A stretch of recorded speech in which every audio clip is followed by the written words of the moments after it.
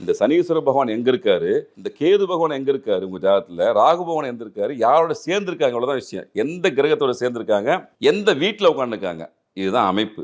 இது நம்ம மக்களுக்கு புரியுற மாதிரி சொல்ற, ரொம்ப எளிமையா சொல்ல வந்தா 10ஆம் பாவம் ஒரு முக்கியமான விஷயம். சனி பகவான் எந்த நட்சத்திர புள்ளியில் இயங்குறாரு, ராகு பகவான் எந்த நட்சத்திர புள்ளி இயங்குறாரு, கேது எங்க இயங்குறாரு, இவ்வளோத்தையும் தாண்டி அந்த 10ஆம் பாவத்துடைய அமைப்பு அப்படின்பது உங்க கர்மா.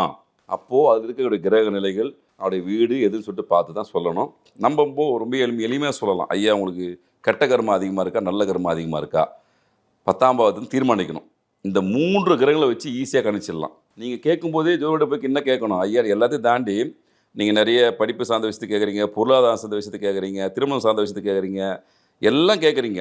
இதையும் தயவு செஞ்சு கேளுங்க, ஐயா உண்மையோட கர்மா என்ன கர்மா, நான் எந்த கர்ம வினைக்கு அனுபவிக்கிறதுக்காக பிறந்திருக்கேன், அடுத்து என்ன அனுபவிக்க பிறந்தோன்னா, இந்த 3 கிரகத்தை வைத்து ரொம்ப எளிமையாக சொல்லிடலாம்.